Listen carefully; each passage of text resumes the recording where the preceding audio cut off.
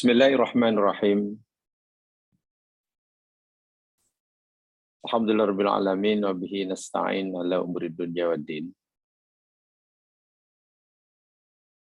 Salatu wassalamu ala asrofil anbiya wal mursalin. Nabina Rasulina Muhammad wa ala alihi wa ashabihi ajma'in.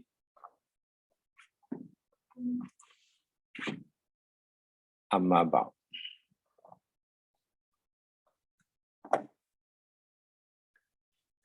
Muslimin muslimat, mukminin Muhammad, mukminin mukminat yang dirahmati Allah sekalian. Sebelum kita mulakan majelis kita malam hari ini, kita dipohon keikhlasannya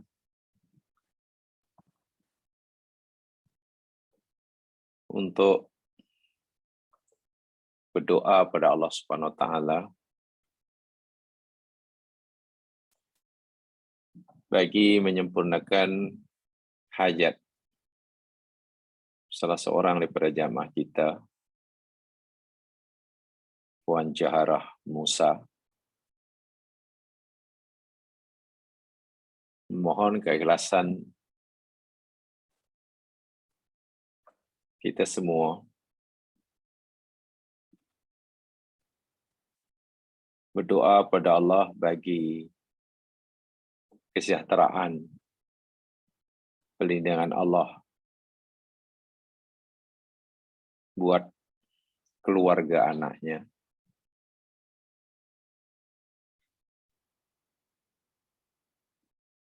yang disahkan positif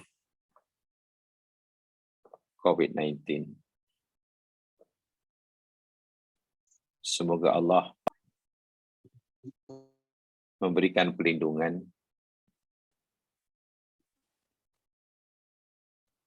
diberinya ketabahan dan kesabaran, dan seterusnya. Allah beri kesembuhan daripada penyakit yang menimpanya. Jadi tolong diminta keikhlasan niat kita masing-masing.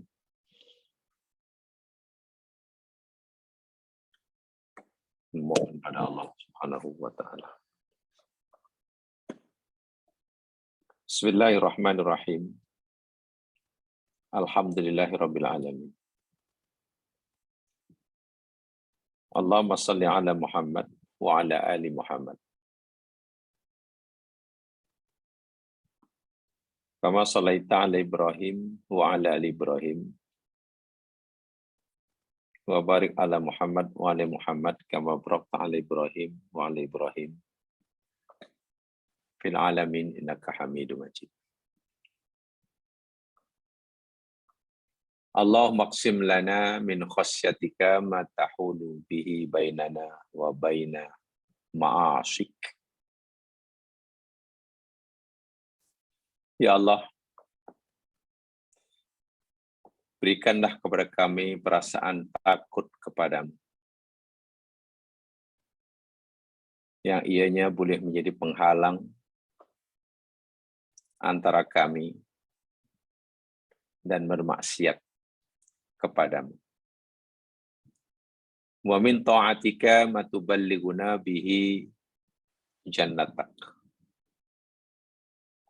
Berikanlah pada kami, ya Allah, ketaatan kepadamu, yang dengannya dapat menyampaikan kami kepada surgamu. Wa minal yaqini ma tuhawinu bihi alaina masa'ibad dunya. Berikan pada kami, ya Allah, keyakinan akan keadilan-Mu dan kebijaksanaan-Mu, yang dengannya dapat memudahkan kami menghadapi segala musibah dunia yang menimpa kami. Allahumma matti'na bi asma'ina wa absorina wa quwwatina ma ahyaitana. Ya Allah, ya Tuhan kami, berikanlah manfaat kebaikan kepada kami dengan pendengaran kami, penglihatan kami, kekuatan kami, selagi kami masih hidup di dunia ini. Allahumma la taj'al musibatana fi dinina. Ya Allah, janganlah Engkau jadikan musibah yang menimpa kami ini, musibah yang menimpa agama kami. Wala tas'alid dunya akbaru hammina, wala mablagha ilmina. Ya Allah, ya Tuhan kami, janganlah juga kiranya Engkau jadikan dunia ini sebagai sebesar-besar kerisauan matlamat kami. Jangan pula Kau jadikan pengetahuan kami mengenai dunia semata-mata. La tusallit alaina man la yarhamuna, dan janganlah Engkau biarkan ya Allah orang yang tidak mengasihi kami dapat menguasai kami. Allahumma inna ibaduka du'afa mukirrina bidunubina fa in taghfir lana fa innaka lidzaka ahlu wa in tadrudna faman narju siwa.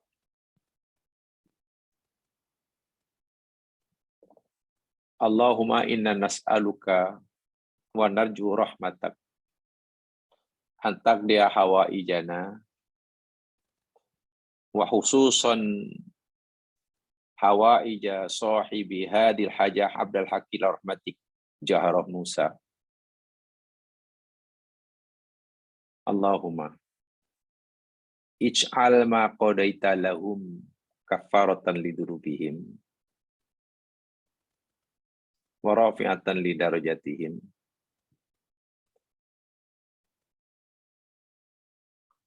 wa qihim min su'id dhanibik warzuqmul yaqin ala adlik wa hukmik. Ya Allah, ya Tuhan kami, hamba-Mu yang sangat mengharapkan belas kasihan, memohon kepadamu ya Allah, apalah sudi kiranya Engkau jadikan apa yang Engkau telah takdirkan menimpa hamba-hamba-Mu ini sebagai penghapus bagi dosa dan kesalahan mereka, yang dapat mengangkat darjah dan makom mereka di sisi-Mu. Ya Allah, berilah mereka keyakinan terhadap keadilan-Mu dan kebijaksanaan-Mu. Lindungi mereka, ya Allah, jauhkanlah mereka, ya Allah, daripada su'udzon, berburuk sangka terhadap qada dan takdir-Mu. Allahumma ya Allah, jadikanlah kami dan jadikanlah mereka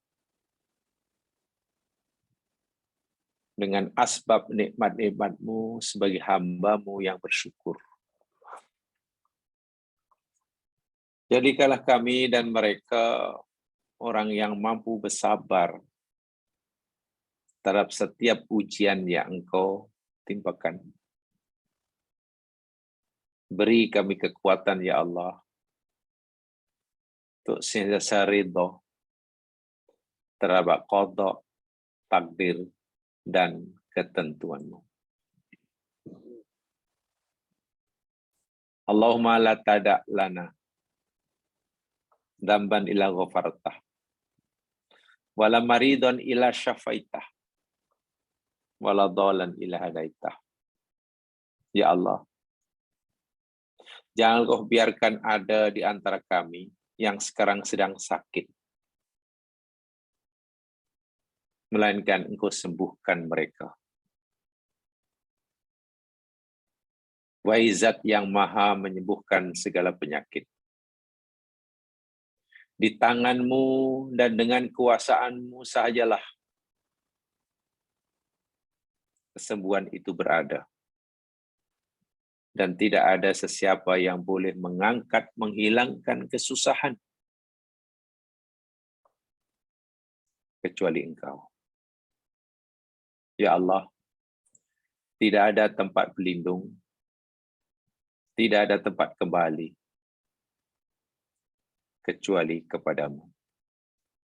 Sesungguhnya Engkau Maha berkuasa atas tiap-tiap sesuatu. Allahumma shfihim shifaan laisa ba'dahu saqamun abada. Ya Allah, ya Tuhan kami, sembuhkanlah mereka daripada penyakitnya. Sembuh yang tidak diikuti dengan sakit sesudahnya, selama-lamanya. Allahumma khrisu bi'ainaikal lati la yanam. Waqfihi biruknikal ladzi la yuram. Waqfathum bi'izzikal ladzi la yudam. Waqlahu fil laili wan nahar. Warhamhum ya Allah biqudratika alaihim. Warhamhum biqudratika alaihim. Anta thiqatuhum. Anta raja'uhum. Ya kashifal ham. Ya mufarijal qurab. Ya mujiba da'watil muttar. Ya mujiba da'watil muttarrin.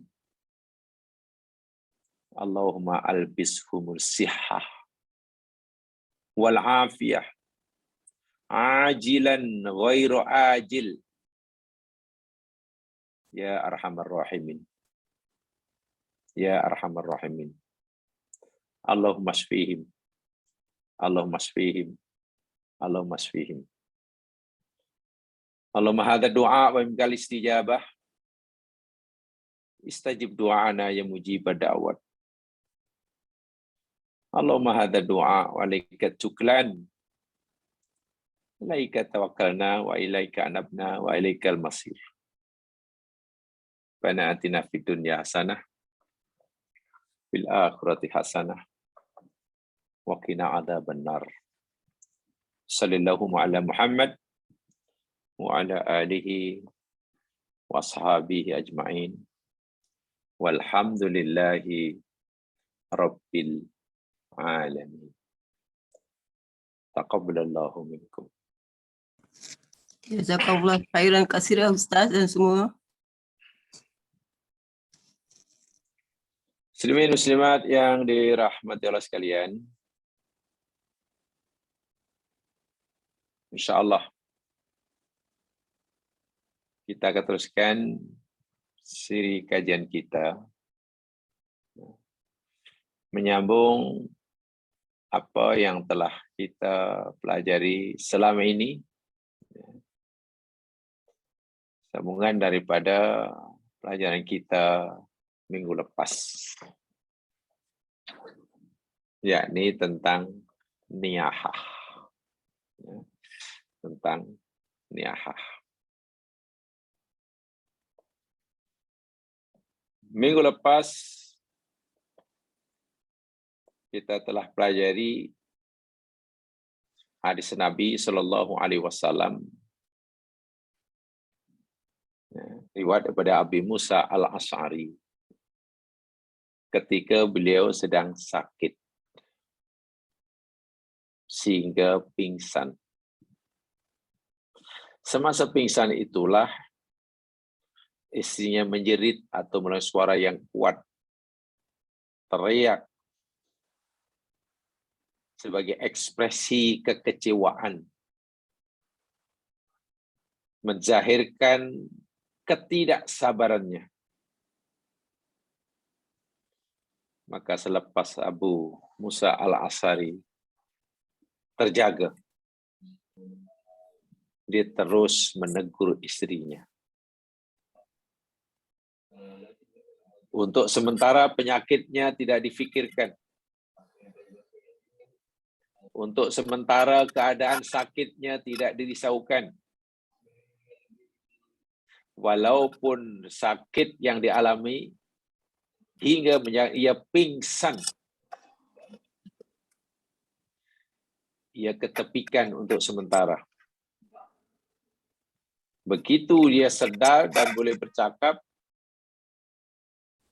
terus yang diberi tumpuan di bagian pertama menegur kesilapan yang dilakukan oleh istrinya, yakni niyahah. Kenapa sahabat yang hebat ini melakukan tindakan seperti itu? Kenapa seakan-akan penyakit yang dideritanya, kerisauan keluarganya, menjadi perkara yang remeh dalam pandangannya? Perkara yang tidak perlu terlalu dirisaukan. Dan ia lebih merisaukan tentang apa yang baru saja dilakukan oleh istrinya. Kembali kepada apa yang kita pelajari selama ini. Sakit, hilang barang, bahkan kematian, itu adalah musibah dunia. Itu musibah dunia yang setiap manusia pasti akan mengalami, walaupun berbeza bentuknya. Dan musibah dunia yang Allah tiba itu bermakna Allah memberi peluang bagi hamba tersebut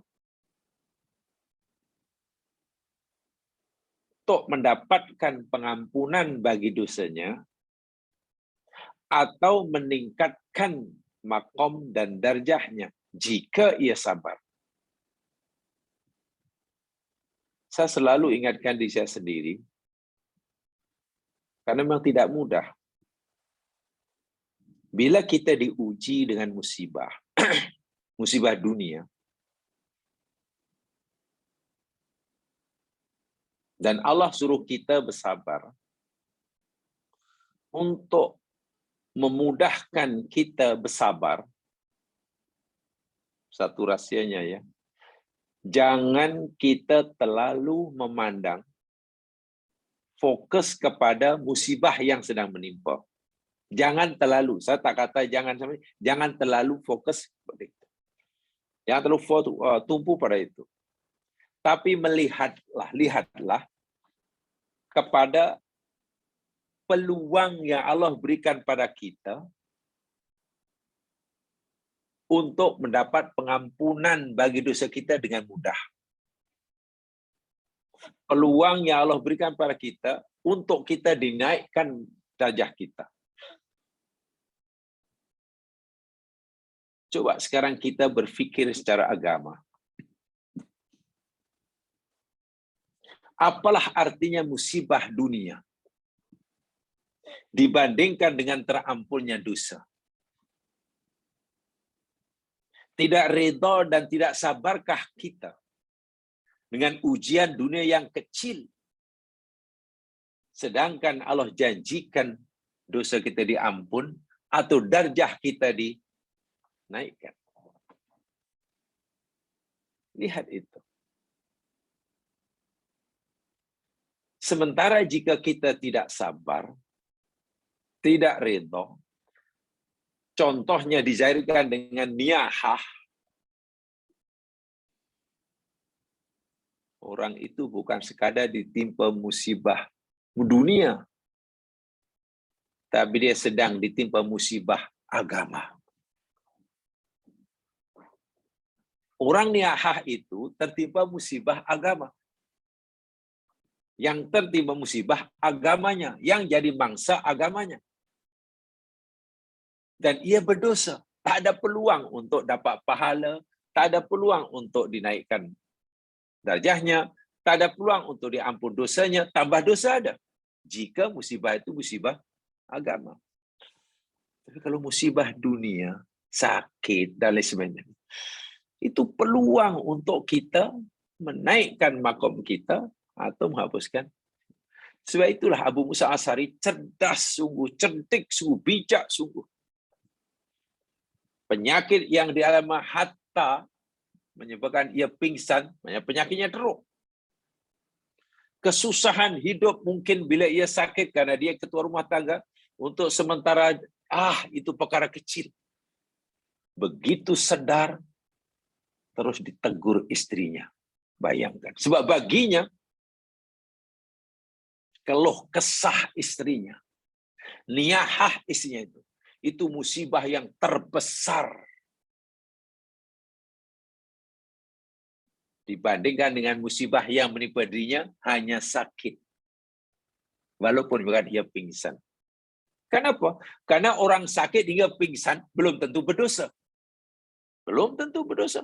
Bahkan mungkin dosanya malah terampun jika sabar. Tapi jika ia nak niyahah, ia mengeluh, pasti berdosa. Itulah agama mengajar begitu. Agama mengajar melihat musibah itu seperti itu. Saya ulangi, orang yang sakit, walaupun hingga pingsan karena sangat teruk penyakitnya, belum tentu berdosa. Belum tentu Allah marah dia. Bahkan boleh jadi itu tanda kasih sayang Allah. Karena dengan penyakit itu, jika ia sabar, dosanya terampun, darjahnya dinaikkan. Masya Allah. Tapi jika ia niyahah, mengeluh, menjahirkan ketidakpuasan hati, terhadap apa yang akibatkan, pasti dosa. Bukan mungkin dosa, pasti dosa. Jangankan dosanya terampun, malah bertambah. Jangankan makomnya dinaikkan, malah jatuh.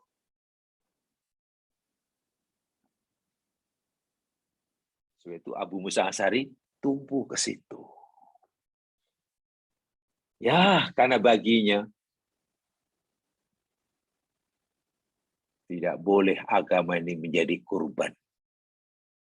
Kalaupun musibah menimpa, biarlah yang jadi kurbannya jadi masalah dunianya. Asalnya sehat, jadi sakit. Asalnya ada barang, hilang barang. Asalnya untung, rugi. Ya biar itu saja. Jangan yang hilang agamanya. Jangan yang terjejas agama. Sebab niyahah itu boleh menghilangkan agamanya. Mencederakan agamanya. Mencacatkan akidahnya. Sementara musibah badan, musibah harta, musibah karier, itu musibah dunia yang belum tentu menjejaskan agamanya. Belum tentu Allah murka dia. Belum tentu ia berdosa. Bahkan peluang untuk mendapatkan kasih sayang Allah sangat besar. Peluang untuk dapat pengampunan daripada Allah sangat besar. Dan seterusnya, dan seterusnya. Itu. Ya. Itu apa namanya? Hadis minggu lepas yang kita play. Sebab itulah beliau bari saya tak nak terlibat. Saya tak bukan merestui, langsung menegur adalah bukan merestui perbuatan istrinya. Bukan malah terima kasih, rupanya awak sayang saya. Saya pingsan, rupanya awak sedih, awak menangis, awak menjerit-jerit, terima kasih. Itu bukti kasih sayang. Tak, itu bukan cara berfikir sahabat Abu Musa Asy'ari, bukan. Mungkin kalau orang sekarang seronok, rupanya sayang sungguh lah pasangan saya. Menangis sampai begitu sekali lah, mengeluarkan air mata darah sebagai bukti sayangnya. Mungkin karena kita lebih melihat dunianya. Minta maaf bahasanya mungkin karena berpikir kita sering kali dunia oriented. Sahabat Nabi sehebat Abu Sa'id Al-Khudri berpikirnya sudah akhirat oriented. Lain. Dan itulah mukmin yang sebenar. Iman yang jujur itu boleh memberikan pengaruh seseorang dalam berpikir, dalam menilai sesuatu masalah. Orang yang benar-benar beriman, macam mana melihat musibah. Tidak sama dengan orang yang belum benar-benar beriman, atau yang pura-pura beriman, atau yang imannya hanya di mulut. Musibahnya mungkin sama, tapi cara menilainya berbeza. Karena cara menilai berbeza, sikapnya pun nanti berbeza. Pasti berbeza. Dan inilah sebenarnya ujian dalam hidup. Terlepas satu ujian, gagal. Sebab ujian yang kedua bukan ujian yang pertama. Jemaah sekalian, kalau kita gagal sabar dengan musibah yang pertama, itu gagal habis, sudah gagal. Nanti jika datang ujian kedua dan kita sabar, masih dikira gagal karena pertama gagal. Jangan, tak apalah, dahulu kita gagal, nanti ada mungkin jajan yang kedua kita berjaya. Tak, itu kan masalah dunia. Rugi hari ini, insya Allah esok masih untung. Kalau dunia boleh kita tebus. Sabar itu tidak boleh ditebus. Gitulah. Peluang untuk sabar itu hanya masa berlaku musibah. Bila sudah berlalu, sabar tidak ada artinya. Bila datang musibah kali yang lain, itu sabar untuk musibah yang baru, bukan musibah yang lama. Mari kita lihat hadisnya.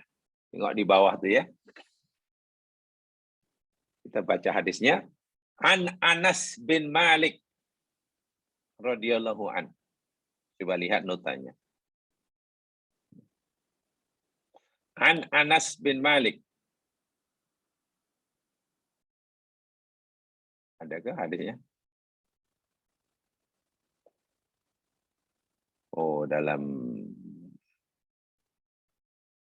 Saya tidak cantumkan ya situ ya.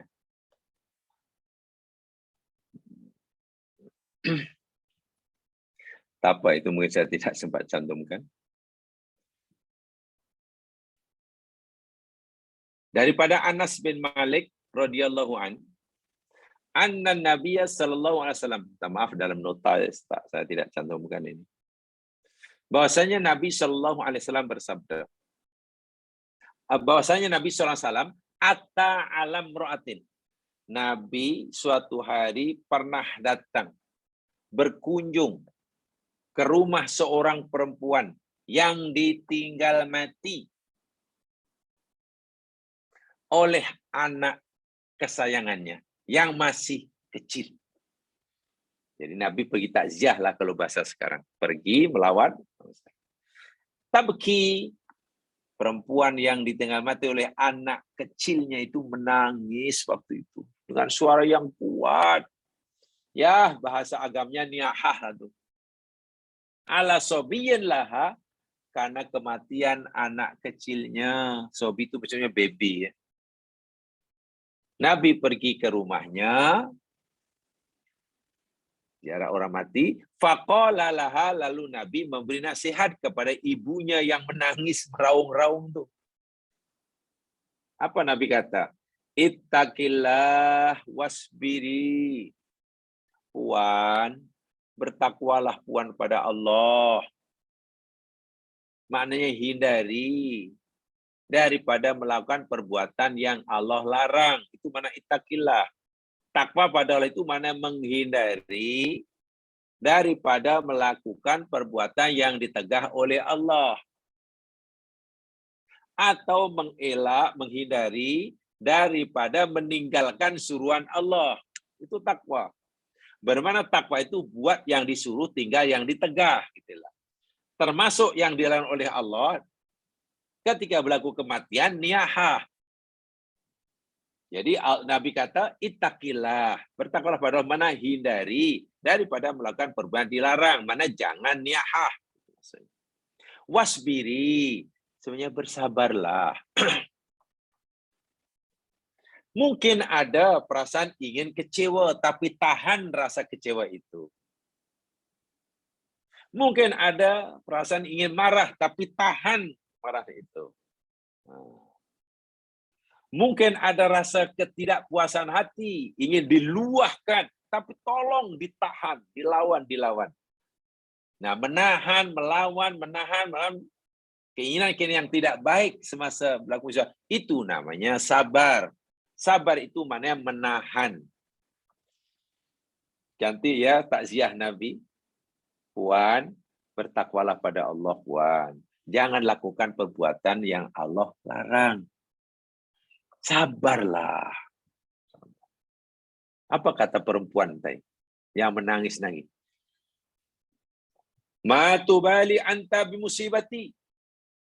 Hei awak bolehlah cakap macam tu pada aku.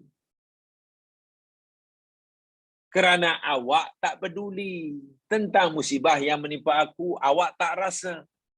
Ma tubali bim anta bimusibati. Awak tak peduli. Awak tak rasa. Awak bolehlah cakap suruh sabar. Karena awak tak rasa. Nah, itu terjemahan bebasnya macam itulah. Perempuan tadi agak kasar lah maksudnya. Respon perempuan yang ditambah agak kasar terhadap Nabi yang menasihatkan. Awak tak tahu, awak tak peduli. Mana awak rasa? Saya merasa. Falamma dhahaba, selepas Nabi usai takziah itu, Nabi pun baliklah. Kan memang salah satu daripada sunat takziah itu segera ya masalahnya. Kalau ikut sunnah Nabi, termasuk sunat pergi takziah orang mati itu segera. Bukan lama-lama. Jumpa tuan rumah ini, bagi dia takziah, bantu dia dengan nasihat supaya dia mampu bersabar dan bla bla bla, selesai sudah balik. Itu paling bagus. Tapi mungkin ini belum diterima oleh budaya kita, itu masalahnya. Budaya kita mungkin kalau macam itu malah ya apalah, duduklah dulu, raikanlah tuan rumah ni. Terpaksa akhirnya berburak di rumah. Itu susahnya ya bila nilai budaya yang dilambangkan oleh masyarakat belum selari dengan kehendak agama. Memang susah. Masih bertembung. Selepas Nabi balik, pergi, qilalaha, adalah orang yang beritahu pada perempuan itu. Innahu Rasulullah SAW. Puan, kenapa Puan cakap macam tu kepada yang nasihat Puan tadi? Seakan Puan tak puas hati dengan nasihat dia. Puan tahu tak? Dia itu Rasulullah. Terkejut perempuan ini jam sekarang. Rupanya selama ini belum pernah melihat Rasulullah, belum mengenali Rasulullah dengan baik. Sehingga ketika Rasulullah datang ke rumahnya, belum mengenali siapa dia. Dia fikir siapalah, tak tahu. Setelah dia itu Rasulullah. Yang nasihati awak, yang datang takziah ke awak ni, dan bagi nasihati Rasulullah. Kenapa awak kata begitu? Kenapa awak cakap sekasar itu? Awak tak tahulah musibah, awak tak rasa. Fa akhadha misl maut. Wah, mendengar itu macam pingsan perempuan tu. Ya, terkejutlah, tak menyangka. Penyesalan luar biasa. Kenapa sudah minta maaf, bersikap kurang ajar kepada Rasulullah? Tiba-tiba merasa imannya tercedera, kurang, Islamnya tiba-tiba menjadi cacat karena sudah berani cakap macam itu pada Rasulullah, menolak nasihatnya pula tu dengan cakap kasar.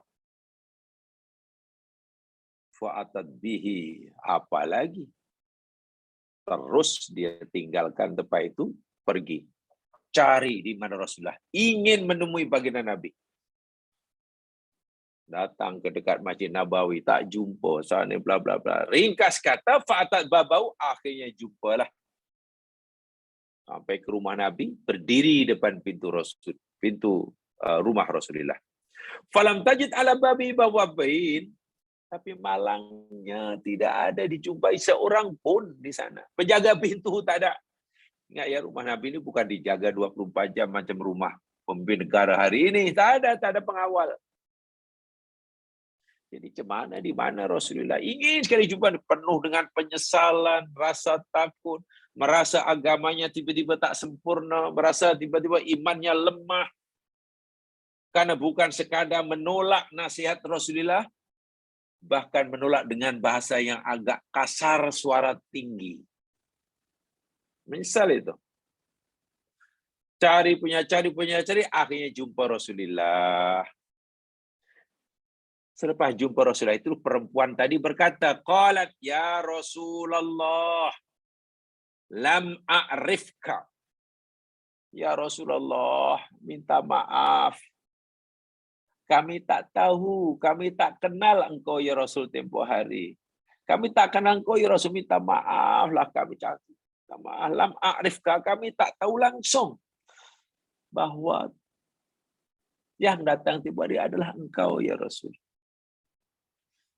Fa ini asbir, sekarang aku sabar ya Rasul, aku sabar, aku dengar nasihatmu ya Rasul, aku amalkan nasihat, aku sabar dengan kematian anak kesayanganku. Datang minta maaf, datang menyatakan sabar kalau musibah. Nabi dengan gayanya yang khas, Nabi tidak marah, Nabi tidak kecil hati, tapi Nabi memberikan nasihat dengan sangat tegas. Lemah lembut tapi tegas. Tegas tidak sebenarnya bersuara keras ya. Tetap bersahaja. Nabi ini orang yang sangat lemah lembut tapi tegas. Apa sabda Nabi? Puan, innamas sabru inda awali sodamatin. Dalam mata yang lain, innamas sabru inda sodamatil ula. Puan, hanya saja sabar yang Allah perintahkan, yang Allah wajibkan itu, yakni ketika permulaan datangnya musibah atau ketika musibah berlaku. Saat itu kita ditimpa musibah, saat itulah kewajiban bersabar. Bila sudah berlalu, musibah sudah berlalu, sehari dua hari baru berpikir, ya sabar, tak ada lagi. Sabar tidak lagi ada nilainya. Sabar itu justru ketika berlaku musibah, hati bengkak, hati nak marah, hati kecewa. Saat itulah. Tapi bila sudah tenang, semua fikir, yalah kalau fikir-fikir, memanglah yang hidup semuanya mati. Kalau begitu kan hidupnya. Tak apalah, setelah hati tenang, kalau begitu saya sabarlah. Sabar sendiri tidak ada nilainya. Nah, tengok tu. Jadi maknanya masa sabar, masa untuk kita bersabar yang hukumnya wajib, itu tidak lama ya mas sekalian. Yang ini semasa berlakunya musibah. Bukan seminggu selepas itu, bukan 2-3 hari selepas itu, bukan sebulan, bukan setahun, bukan. Sehingga bahasa mudah, bahasa PK-nya, sabar ini tak boleh dikodok, begitulah. Sabar ini tidak boleh dikodok. Ya Allah, minta maaf ya Allah, dahulu, masa dulu tak sabar ya Allah, sekali kami berdosa ya Allah. Kalau itu sekarang sabar ya Allah. Sabar kodok, tidak ada. Dosa tetap dosa. Kena bertaubat pada Allah. Ampun, taubatan nasuha. Bukan sekarang saya sabar ya Allah, mengganti sabar yang dahulu kami tak sabar. Tidak ada. Sebab apa? Matinya anak itu musibah dunia. Ketidakupayaan seseorang untuk bersabar, bahkan niyahah, itu musibah agama. Orang yang tertimpa musibah dunia, belum tentu Allah murka dia. Tapi orang yang terima musibah agama, pasti Allah benci dia. Inilah yang Mas Kilan. Dan ujian ini bukan selalu. Kan orang ditinggal mati oleh seorang, ya mungkin jarang-jarang kan. Kalau ahli keluarganya katalah ada 5 orang. Dan katalah dia terakhir mati nanti. Kan baru 4 kali saja orang itu diuji dengan kematian orang yang dekat. Jika ahli keluarga katalah hanya ada 4. Dan ia ditakdirkan mati yang terakhir. Maknanya hanya 4 kali. Dia mengalami ujian kematian orang lain. Bukan beratus-ratus kali. Dan tidak boleh diulangi. Sebab itu saya katakan di awal tadi. Bila berlaku musibah menimpa kita, jangan terlalu fokus kepada bentuk musibahnya. Karena itu hanya musibah dunia. Sebaliknya, marilah kita berikan perhatian kita kepada macam mana supaya saya tidak tertimpa musibah agama. Maksudnya, macam mana supaya boleh bersabar? Macam mana? Sebab tidak mudah ketika dalam bahasa Arab, sodamatul ula. Semasa berlaku pukulan hentakan yang pertama. Susah. Tapi kalau sudah hilang sakitnya, mungkin boleh sabar.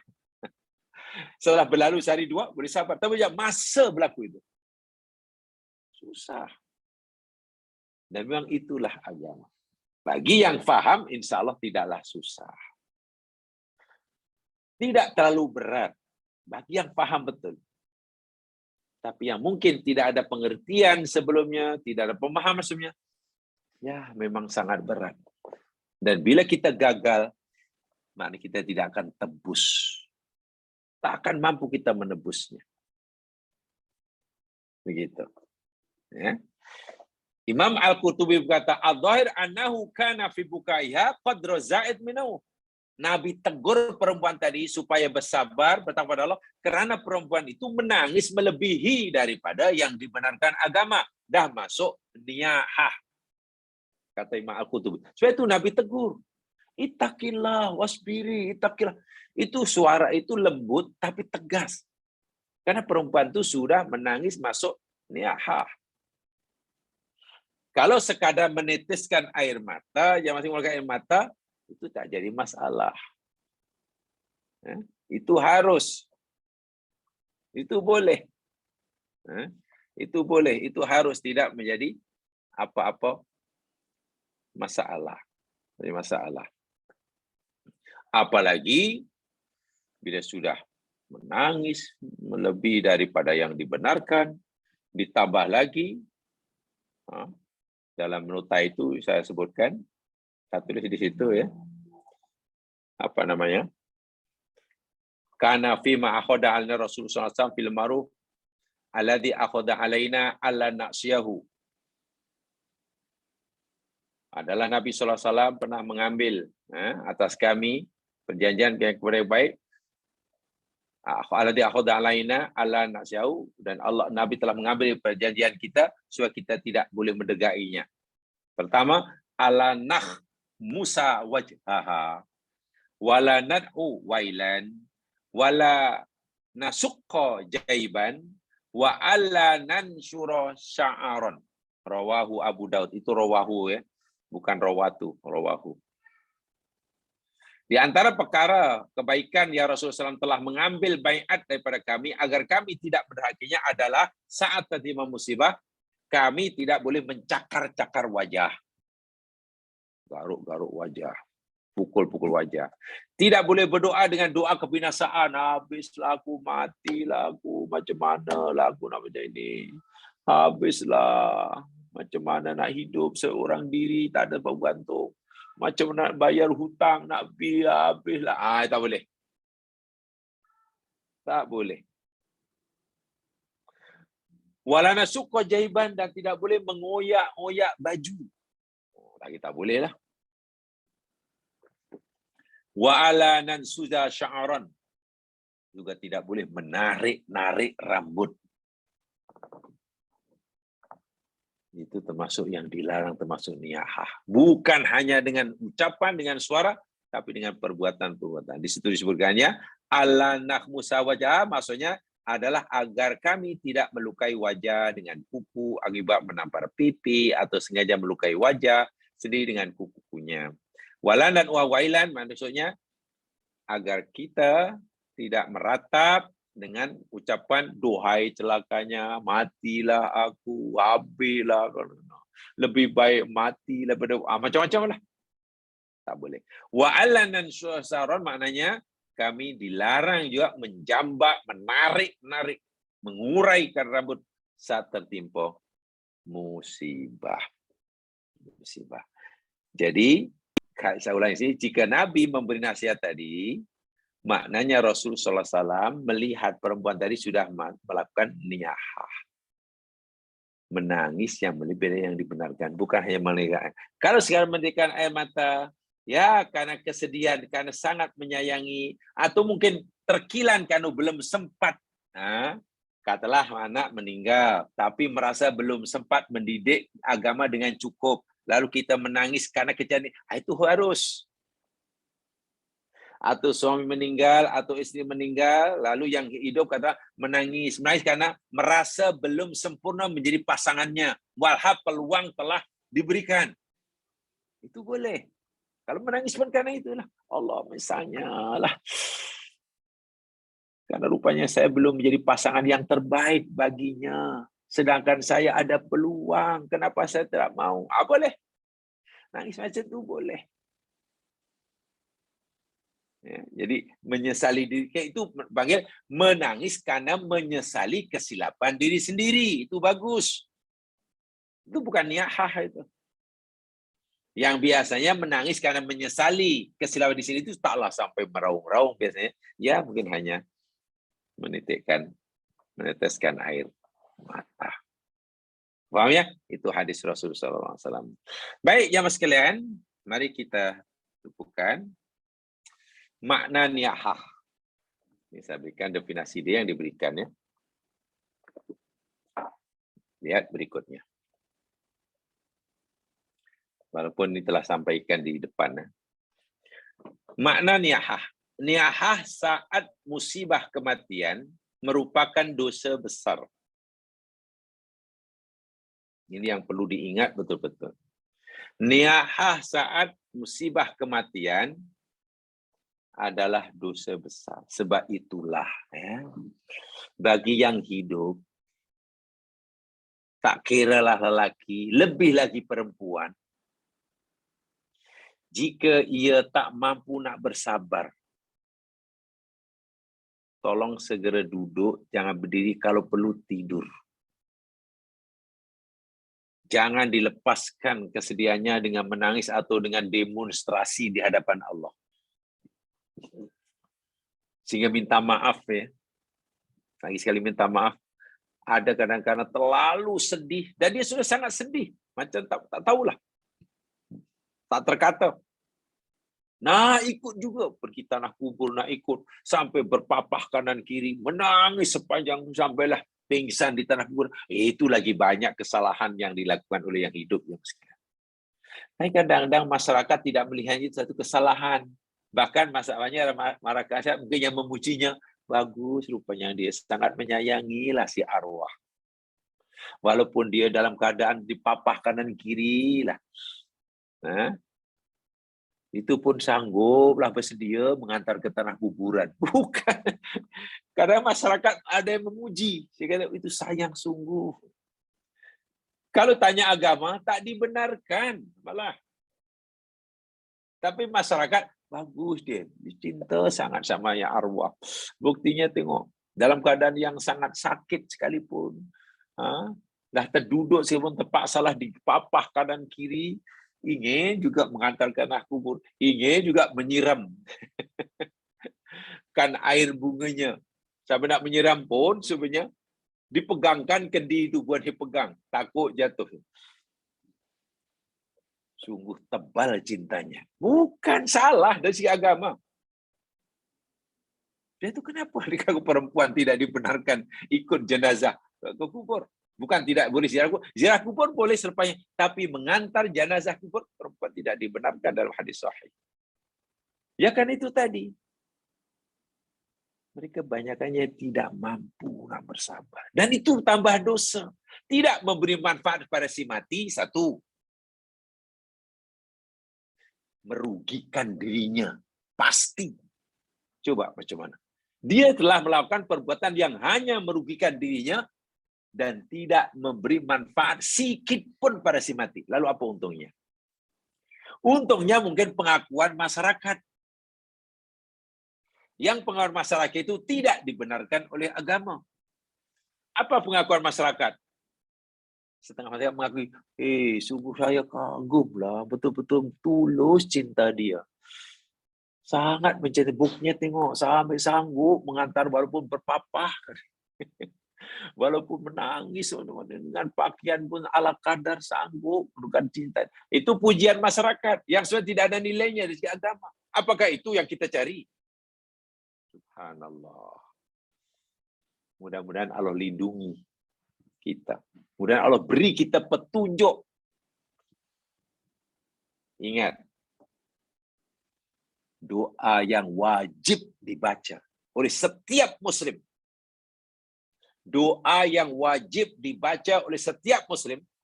Bila muslim tidak membaca doa ini, maknanya ia telah kufur. Ini berat kan? Ada doa jemaah sekalian yang muslim wajib membacanya. Bila tak baca doa ini, dia sudah jatuh kafir. Doa apakah itu? Doa itu ialah ihdinas siratal mustaqim. Karena orang yang tak pernah baca ihdinas siratal itu mana tak solat gitu.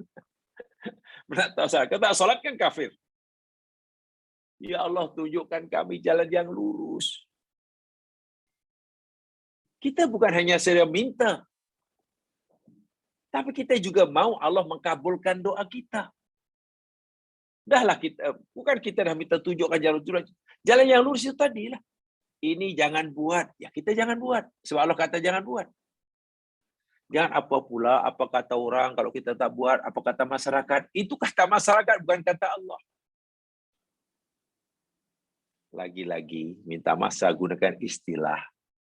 Selagi kita belum, dalam dunia ini jemaah sekalian, selagi kita belum berfikir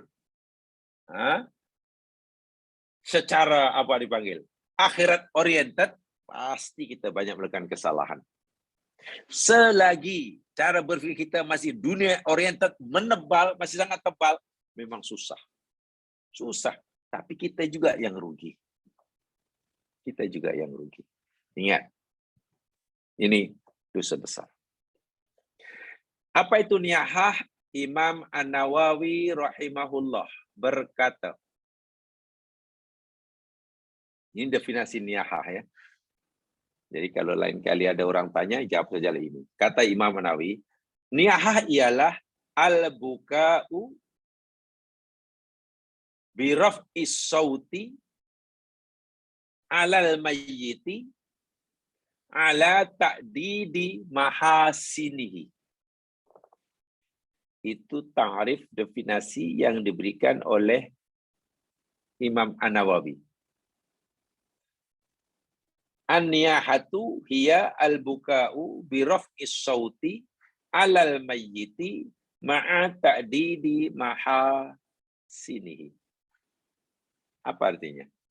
Niyahah ialah menangisi si mayit dengan mengeraskan, meninggikan, menguatkan suara. Nangis yang bersuara kuat. Sambil menyebut-nyebut, menghitung-hitung kebaikan si mati. Tidak boleh. Menangis dengan suara yang kuat, sambil menyebut-nyebut, menghitung-hitung kebaikan si mati. Dia itu baik aja, saya kehilangan besar, saya sedih. Macam mana lagi dia itu? Ya Allah, ramai orang sayang dia.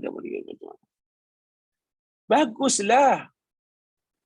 Bila orang itu baik dan ramai orang menyayanginya, ketika masih ramai orang menyayanginya, dia meninggal. Bagus. Minta maaf, apakah kita menunggu untuk dibenci oleh orang lain baru mati. Allahu Akbar. Kan rugi kan? Ya mas sekalian.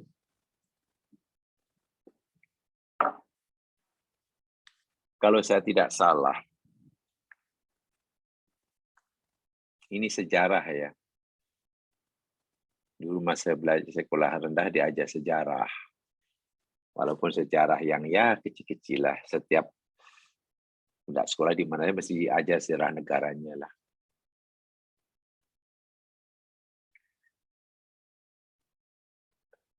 Kiai Haji Agus Salim. Mungkin ada jamaah sekalian yang tahu lah. Salah seorang pelopor kemerdekaan di Indonesia era Soekarno, termasuk perintis kemerdekaan dari golongan agamawan, Kiai Haji Agus Salim. Itu orang Minang itu. Terkenal, kuat agamanya. Menjadi utusan Soekarno kemana-mana sebagai wakil orang Islam. Walaupun teman karibnya, yakni Dr. Subandrio, Menteri Luar waktu itu, yang diberitakan berpahaman komunis. Ya, di sini. Dan waktu melawanlah sana sini, pergi ke luar negeri, kan pernah ke Mesir. Waktu ketika dalam lawatan ke Mesir, kebetulan yakni Presiden Mesir Jamal Abdel Nasir, yakni kematian salah seorang ahli keluarganya yang masih bayi. Kalau tidak salah cucunya lah yang kisah itu. Sedih sekali. Banyaklah wakil-wakil utusan negara sahabat datang bertakziah. Takziah itu aja. Ya dia hanya ucapkan mungkin ya takziah itu aja. Sedih, sangat sedih karena anak yang mati ini sangat disayangi oleh Jamal Abdel Nasir, Presiden Mesir waktu yang terkenal. Tapi dia tetap sedih. Kiai Haji Agus Salim datang takziah apa yang dikatakan pada Jamal Abdel Nasir? Tuan Presiden, kenapa Tuan Presiden menangis begitu sedih?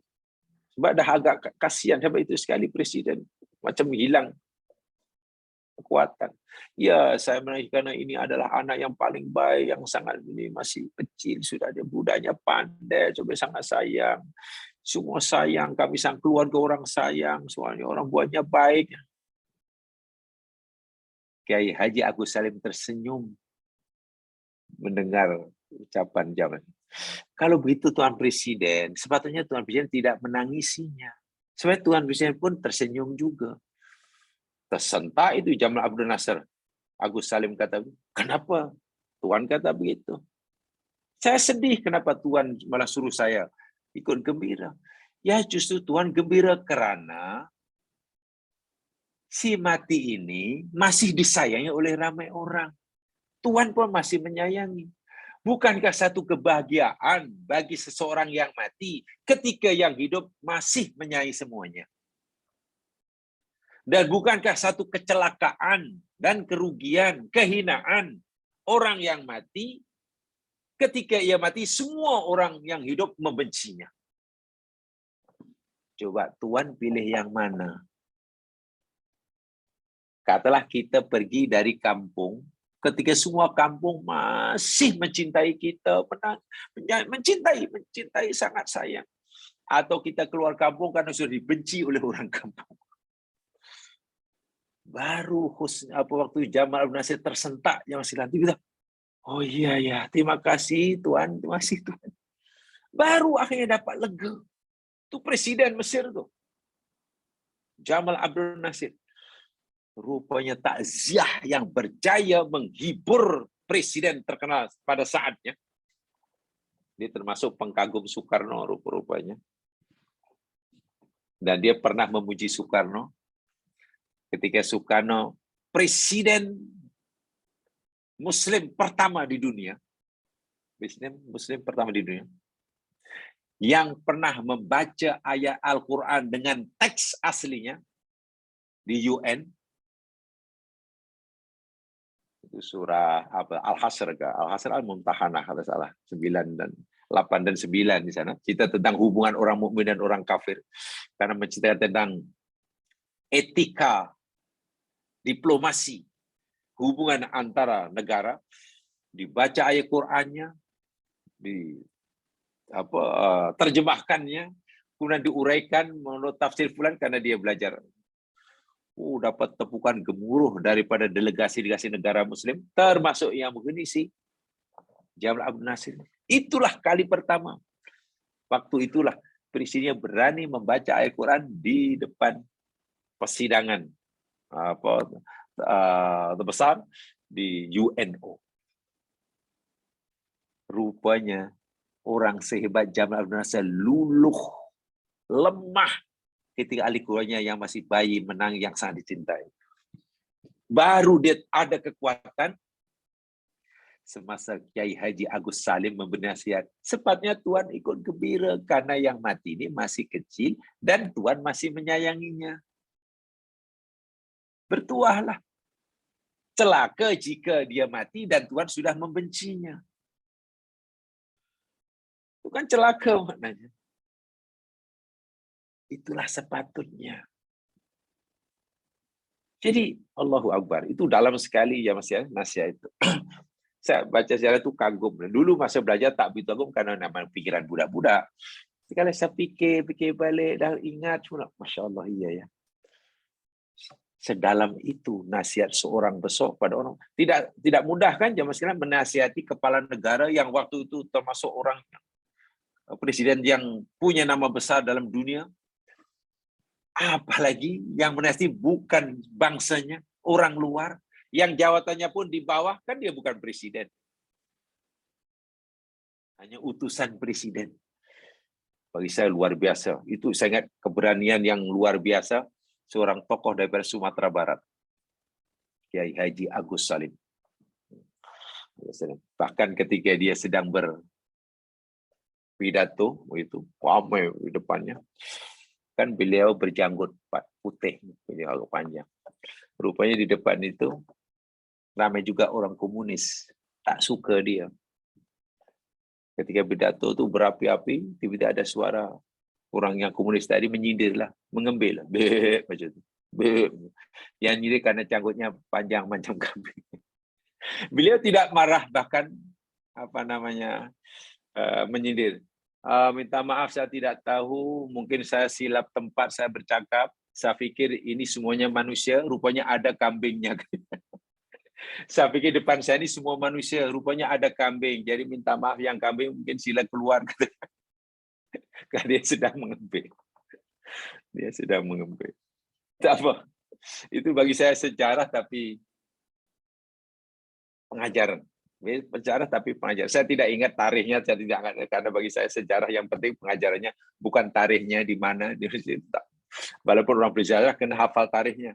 Itu gamanya buat pelajar tak minat sejarah. Para ulama Syafi'iyah mengatakan haram hukumnya mengeraskan, menguatkan suara dengan menangis secara berlebihan. Adapun menangisi mayit dengan tanpa menghitung-hitung, menyebut-nyebut kebaikan si mayit dan tanpa menguatkan, mengeraskan suara, maka hukumnya tidak haram.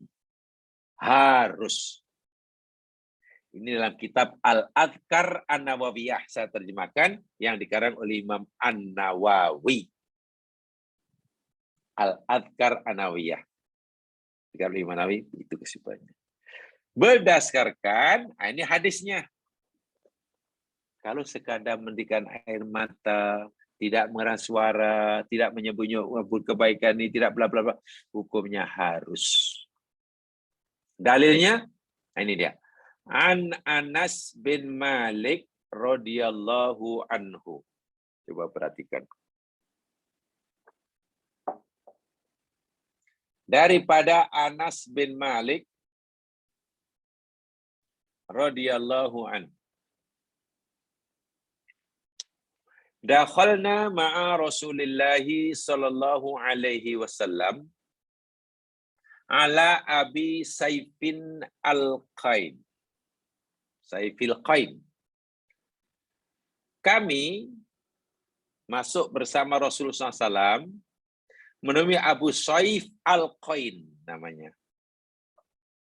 Masuk menjumpai Abu Saif al-Qain. Wa kana zi'ran Ibrahim alaihi salam. Baginda Nabi SAW mengambil putranya, yakni Ibrahim. Ibrahim putra laki Nabi daripada istri Nabi Maryah Al-Qibtiyah. Ibunya bernama Maryah Al-Qibtiyah karena berbangsa Koptik di Mesir. Kan di Mesir pada zaman dahulu, jamaah sekalian, ada dua bangsa besar. Satu Bani Israel, kedua kaum Kopti atau Kipti. Musa itu Bani Israel, Fir'aun itu berbangsa Kopti. Nah, Maryah Al-Qibtiyah ini bukan berdarah Israel, tapi berdarah Kipti. Jadi sama dengan hadiah Raja Mesir kepada Nabi. Ini hamba abdi. Lalu, jadi istri Nabi dan melahirkan Ibrahim. Nabi gembira sekali. Karena akhirnya punya anak laki yang hidup.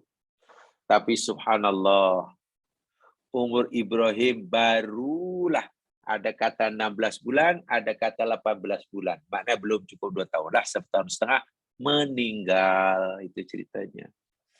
Sehingga Nabi tak punya anak laki yang hidup membesar. Yang hidup besar semuanya perempuan.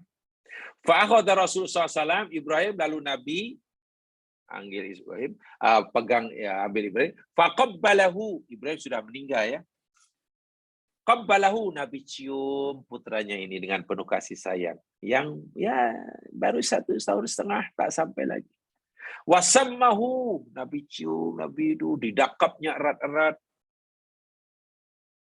Tsumma dakhalna alaihi ba'da dzalik wa Ibrahim yaju bi nafsihi wa ja'alat aina Rasulullah sallallahu alaihi wasallam tadrifan.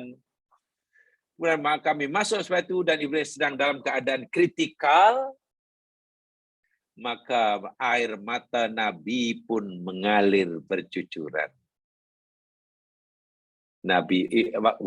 Ibrahim putra Nabi waktu itu yajudu binafsi. Itu maknanya dalam keadaan kritikal. Nabi peluk, Nabi cium, dan kedua mata Nabi tadrifani, meneteskan air mata. Meneteskan air mata. Faqala lahu Abdurrahman bin Auf, sahabat Nabi yang saat itu ada di situ juga,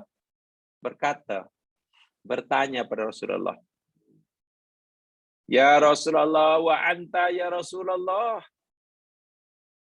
Maksudnya, wahai Rasulullah, engkau menangis. Sedangkan engkau adalah Rasulullah. Engkau larang kami menangis bila berlaku kematian. Tapi aku lihat engkau tadi menangis. Engkau Rasulullah menangis. Abdullah bin Auf rasa pelik. Kenapa Nabi larang tapi Nabi buat? Apa jawab Nabi? Faqala, lalu Nabi jawab, ya bana Auf, wa ibnu Auf, innaha rahmatun. Tetesan air mataku itu adalah tanda kasih sayang. Aku sangat menyayangi dia.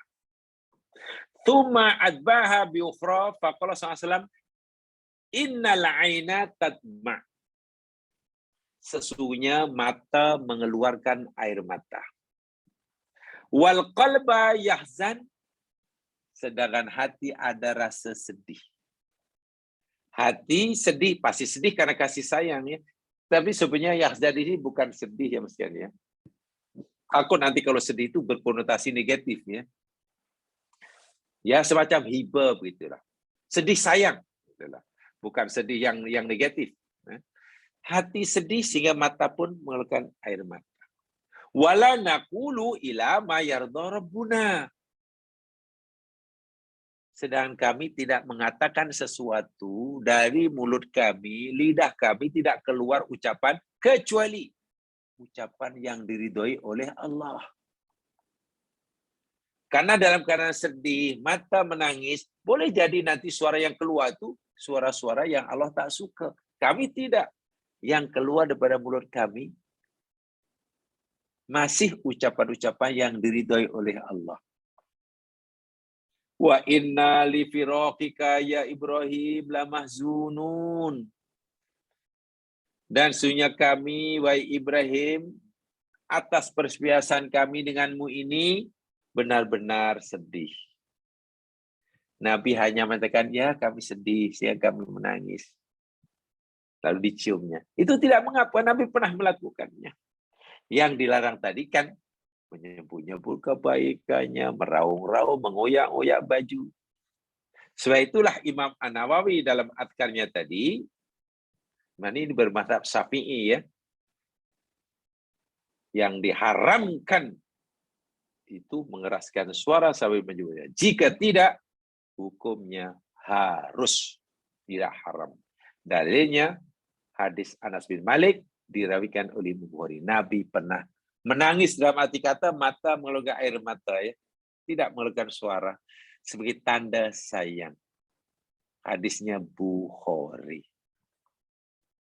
Ini Bukhari. Sudah. Itu apa namanya? Setakat itu saja yang dibenarkan. Sarhul hadis. Nah, sarh hadis begini ya Mas Kiran. Al-buka'u 'alal musibah.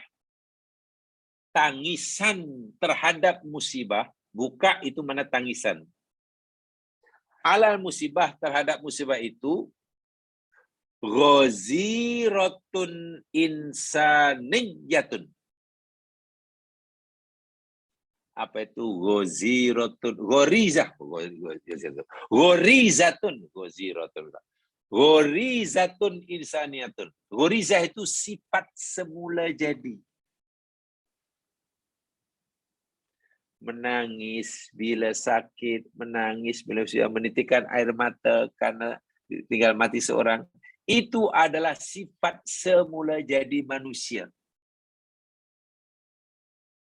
Walayak tamu alaihal mar'u. Itu bila orang mengalaminya, dia tidak dikira dosa. Karena itu sifat semula jadi. Yang diharam tadi kan bila sudah berlebihan. Berlebihan itu bukan semula jadi. Sehingga meraung-raung tadi menyebut itu bukan semula jadi. Mana ada manusia punya sifat semula jadi seperti itu. Artinya apa? Manusia ini oleh Allah memang diberi potensial untuk sedih. Ada potensial itu. Jadi itu kalau potensial itu muncul ketika berlaku musibah, itu tidak mengapa.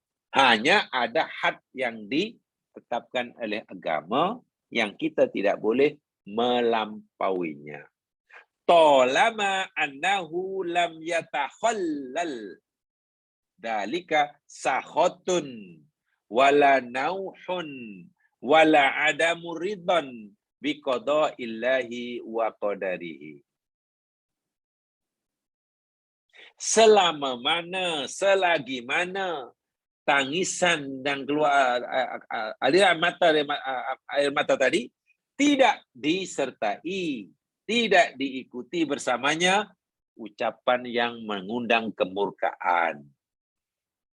Sahotun, nauhun, niyahah, tangisan yang kuat.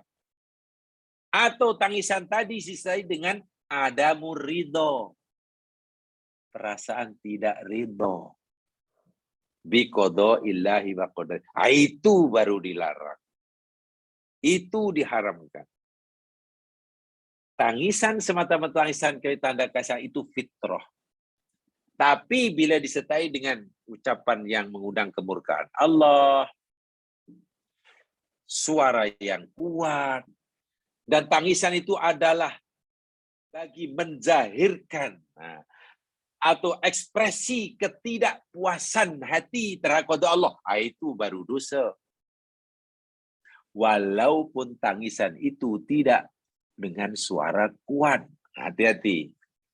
Menangis tidak dengan suara kuat, tapi tangisan itu sebenarnya ekspresi ketidakridhoannya. Dia nak menzahirkan rasa tak ridha. Kenapa? Dalam hati kecilnya dia tak cakap. Dia dalam hati, apalah kena aku sini, apalah, apa lagi kurangnya. Kenapa lagi kurangnya? Usahaku, kenapa juga? Bukankah aku belum? Itu suara dalam hati bunyi gitu. Itu dosa itu. Itu disebut niyahah juga. Jadi di sini nampaknya niyahah bukan semata-mata ditentukan oleh kuat atau tidaknya suara tangisan. Tapi juga ditentukan oleh ada tak perasaan dalam hati tak ridha itu.